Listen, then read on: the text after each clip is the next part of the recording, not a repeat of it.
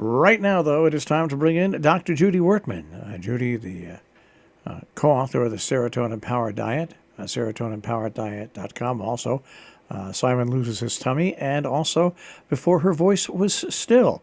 And right now, let's bring in Dr. Wurtman. And we hope you survived the beginning, the onslaught of American holidays. Good morning, Judy.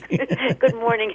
Well, I must say that the decorations went up a few days before Thanksgiving, but it's very pretty because, of course, the sun sets at an unconscionably early hour, like 3:30, 4:45, but it's nice to see the lights on inside the stores and all the decorations. So it really isn't that bad. And today's a beautiful day. Sun is shining. Where? Not we'll here. Take it. Not here. Do you ever think that, with the whole food for mood thing, you're sitting there saying, "That's all right. We're doing, we're in good shape. The sun is shining. You're going to feel cheerful." And well, everybody says cheerful until about 3:00 in the afternoon, and then it's I guess ridiculous. it's time to put on my pajamas and go to bed. No, it is ridiculous. But it happens every year, Jill. So we should be used to it by now.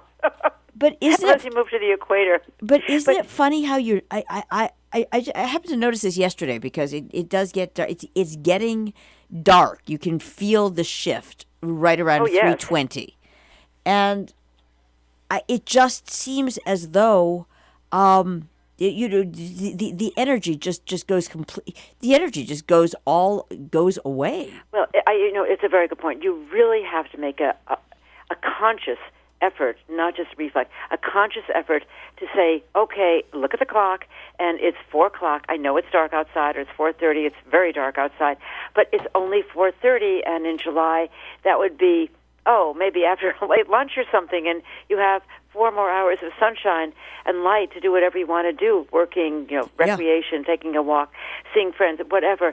And I think we really have to force ourselves into saying, look at the clock, the clock on your cell phone, not your biological clock. Don't pay it just because your body says, it's time to get into your pajamas and into bed. It's not. And we can't waste our life sleeping just because it's wintertime. I mean, the bears do it, but we're not hibernating. No, and I think that people just need to be far more proactive. I hate that word, but I'm really sorry. But just far more involved in their own body. We have apparently become such a reactive society. And it's so inefficient because there are things that you can do. You can look at the clock and know that it's coming and get up and have a snack. There are definitely things you could do if you are so inclined. But most people just want to sort of sit there. And actually, it sort of ties into what I was writing about this week, which is, using certain devices to motivate you to pay attention to what is good for your body and good for your health.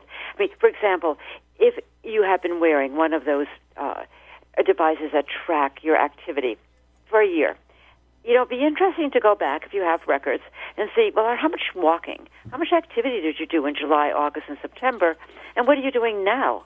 Because people may find that there's a considerable drop-off in their amount of physical activity, because not just because it's cold out, but because the darkness makes them want to really restrict what they're doing. And they don't go out socially because it's dark or it's cold, and they certainly don't go out for a walk at 7 o'clock at night because it's been dark for a couple of hours.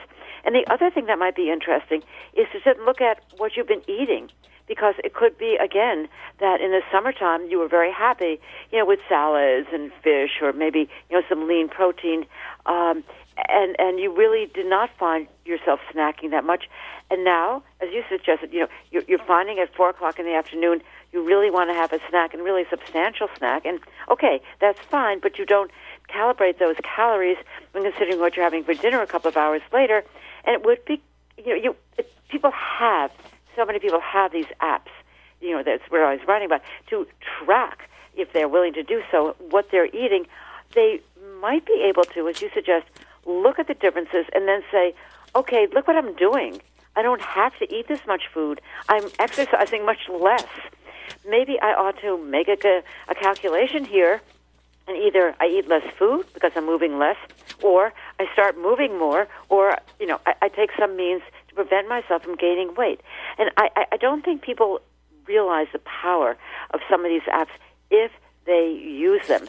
And that's really the point. Nowadays people are giving gifts to themselves or to other people. The bracelets and the the watches and the apps that you can use to track literally every aspect of your waking hours and also your sleeping hours, because it tracks how much sleep you get and how restless or restful the sleep is.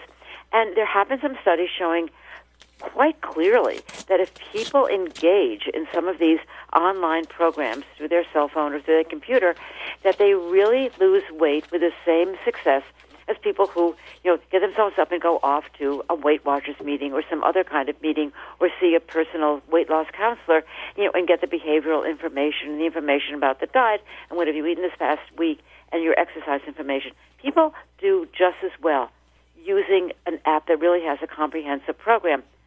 But studies also showed that if you're not being successful on this program, if you've been tracking your weight and you really haven't been using it, probably because you're not really exercising or eating well, then you simply stop paying attention to the program. Just like in my long years of experience, if people found themselves not losing weight and they had to show up at a meeting or a group meeting or a counseling session, oh, I can't come this week. Oh, I forgot about it. Oh, I have other things to do. And then, well, I'm not showing up anyway because your diet is terrible. It's not doing, it's not working for me. Not, by the way, I'm not working on the diet. And so, the problem with these apps, and that's again a question of, how do we deal with the decreasing hours of daylight and our eating more? How does the apps, get us to really use them? Well, this is why I wanted to bring Marshall in, because what I have noticed with what is referred to jokingly as interactivity is it's very passive. It's only good if you're like checking numbers, but it doesn't make you get up off your backside. And so I wondered what, it's like, I and that's why I wanted to ask Marshall, because I know he does use some of these tracking things. Okay, good. I don't use, but you use tracking things on things that don't matter. If you control the app, you control. It's like you control the scoreboard. You can do what you want with the app. It's not like you have an app that's controlled by your doctor. Now, if you had an app that was controlled by your doctor or by a dietitian, and every time you entered something in there and it shouldn't be entered in there, like a joker you eat something wrong, come up. Eat something wrong. They text you and say, no, this is if you're going to pay the money to do this, this has got to work. And just like if you don't exercise and you don't put your exercise in, so it's got to be interactive with somebody else controlling it, because you, as a person who likes to eat and has gained weight and lost weight and gained weight, if you have control of the app, it does absolutely no good. It's just like if you have a refrigerator at the house and your grandmother locks it because you eat too much, and you find a key for it. you don't run out and say, "Hey, Gran, here's the key." You just stash Marshall, your key. is it possible, you think, to develop some kind of interactive program that really nags you, as it were, from your computer? I mean, I have a friend, I was working with him we both had our computers together, and all of a sudden there's this buzzing sound from his computer. And he jumps up and starts walking around the room. I said, "What's going on?" He said, "Oh, my computer is reminding me that every 55 minutes I have to walk." Yeah. And he could have turned it off. Yes, there are some people who use it more, but more. I can't think of the. Adroitly than others. There are levels of. We have to wrap up. I just want to say one thing. This new app called Noom, it tries to change your diet completely, and it's going to be successful for a short period of time. But human nature is human nature. You have to modify. You have to modify your diet. If you change your diet, it's never going to work long time. You're right. You're right. We have to continue talking about this. Too important. Just let it go. Thanks a lot, and have a warm week. Thank you very much, Dr. Judy Wurtman, Food for Mood.